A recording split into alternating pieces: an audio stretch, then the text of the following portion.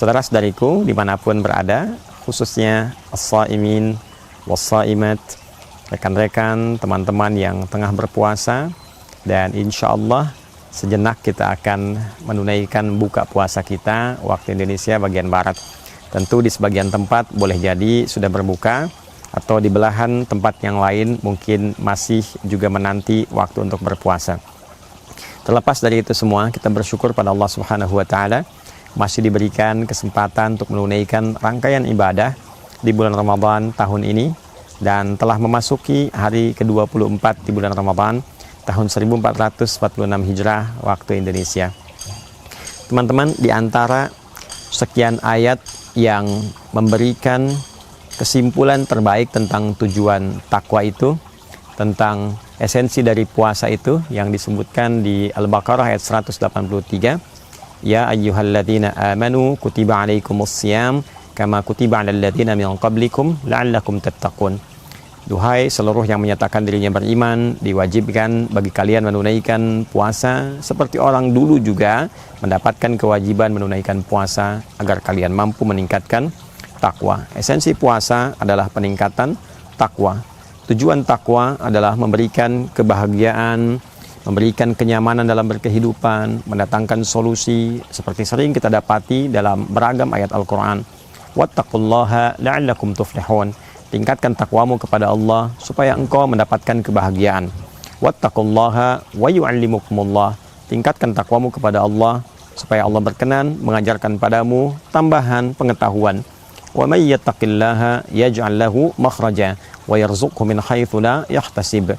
Siapapun yang mampu meningkatkan takwa, Allah berkenan memberikan solusi pada rangkaian problem kehidupannya dan berkenan menghadirkan peluang-peluang rezeki bahkan dari sisi yang tidak ia duga. Itulah diantara tujuan mengapa takwa itu penting, supaya membuat kita semakin bahagia, semakin nyaman berkehidupan, dan juga semakin meningkat pengetahuan kita. Dan dengan itulah kemudian rangkaian ibadah puasa ini didesain untuk mengaktifkan potensi-potensi takwa terbaik kita.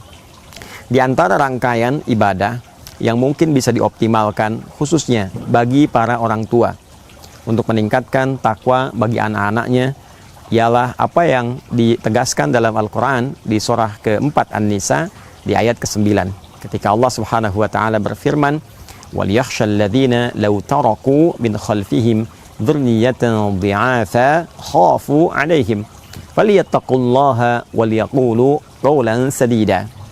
Dan hendaklah setiap orang tua itu memiliki rasa kekhawatiran yang dalam bila meninggalkan, mewariskan generasi anak-anak di belakangnya berada dalam keadaan lemah. Teman-teman, bapak dan ibu, saudara-saudariku, ayah dan bunda, di sini lemah ditafsirkan dengan beragam oleh para ulama. Ada yang mengatakan pertama, yang paling dasar adalah lemah iman, lemah agamanya. Sangat disayangkan jika ada anak tumbuh dewasa, dia pintar, dia luar biasa, dia mendapatkan harta kekayaan yang cukup, tapi dia tidak mengenal Tuhannya, dia nggak bisa sholat, dia tidak bisa baca Al-Quran, lantas kemudian bekal dunianya yang telah dia raih tidak mampu mengantarkan ia pada tempat terbaik di sisi Allah ketika dia pulang.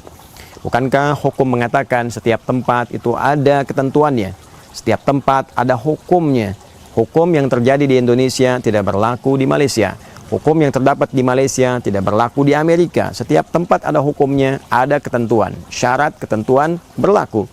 Maka demikian ketika pulang ke akhirat, tidak digunakan hukum dunia. Maka keadilan berlaku. Hukum akhirat menggunakan ketentuan akhirat. Hukum dunia menggunakan ketentuan dunia. Maka dasar ketentuan akhirat adalah iman, adalah keyakinan kita dengan Allah Subhanahu wa Ta'ala, dan iman itu turunannya berupa amal saleh, bekal-bekal terbaik yang bisa kita bawa pulang hasilnya. Maka salat bagian dari iman. Dibukalah kata iman pertama dalam Al-Quran dengan sandingan salat, alladzina yu'minuna bil ghaibi wa yuqimunas shalah. Puasa dibuka dengan kata iman, ya ayyuhalladzina amanu kutiba alaikumussyam. Demikian rangkaian ayat-ayat yang berkait dengan amal saleh diiringi dengan kata iman. Wal 'asr innal insana lafi khusr illa alladzina amanu wa 'amilus shalihat. Jadi bekal yang pertama kata para ulama, hendaklah para orang tua memberikan perhatian yang tinggi dan khawatir kalau anak-anak itu lemah imannya. Waliyattaqullaha, dan ini bagian dari takwa orang tua kepada Allah. Jadi takwanya orang tua kepada Allah itu bukan ketika orang tua bisa menjadi seorang yang tinggi jabatan, bukan berarti seorang yang pintar dengan banyak pengetahuan, bukan berarti juga seorang yang kaya dengan limpahan banyak harta benda. Takwa tertinggi orang tua di hadapan Allah adalah ketika mampu mengenalkan anak-anaknya dengan Allah, ketika mampu mendekatkan anak-anaknya dengan sang pencipta utama, Allah subhanahu wa ta'ala, la ilaha illallah. Oleh karena itu, apa yang dikerjakan oleh kami misalnya di pesantren, bagaimana membuat anak-anak ini semakin mengenal Allah, semakin dekat dengan Allah, diberikan fasilitas yang membuat mereka semakin merasa bahwa Allah itu Tuhan yang hak, semakin merasa dirinya lemah ingin menghamba kepada Allah. Maka belajarlah kemudian hal-hal yang mampu mendekatkan mereka kepada Allah. Desain pakaian membuat mereka kenal Allah, makanan yang ketika mereka makan mereka kenal Allah, dan halaqah-halaqah di masjid yang dihadirkan membuat mereka lebih merasa dekat dengan Allah, lebih nyaman, lebih tenang. Dan juga kita berusaha mendampingkan mereka dengan guru-guru yang memang sudah kenal dengan Allah. Nah, ini problemnya. Kadang-kadang orang tua menyekolahkan anak di tempat yang ingin anaknya kenal dengan Allah, tapi pengajarnya boleh jadi belum kenal dengan Allah. Kenalnya dengan materi, kenalnya dengan amplop, kenalnya dengan macam-macam. Allahu ta'ala alam bisawab.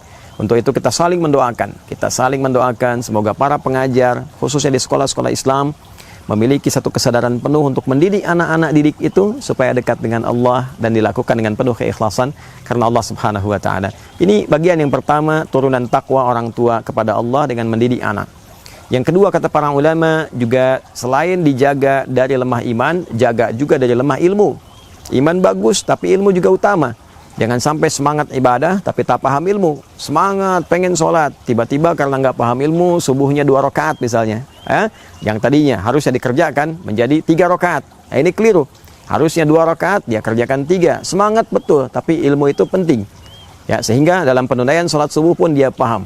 Ketika ada yang menggunakan kunut, tahu dia ilmunya begini. Ketika imamnya berkunut, karena dia punya ilmu, dia menjadi makmum, maka apa yang harus dia kerjakan? Dia aminkan misalnya.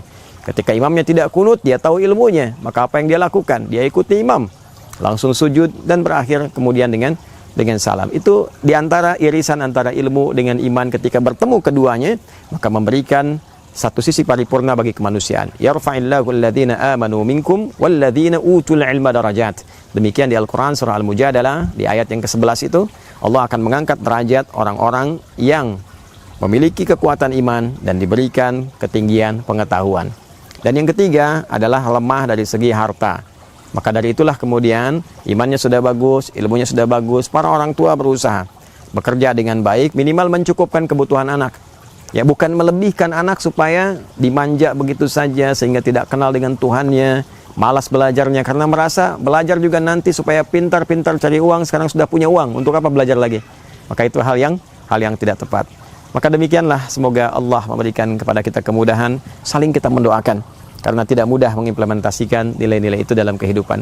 Mari kita bersama saling mendoakan, semoga Allah menjaga kita untuk meningkatkan takwa, puasa melatih kesadaran kita meningkatkan takwa.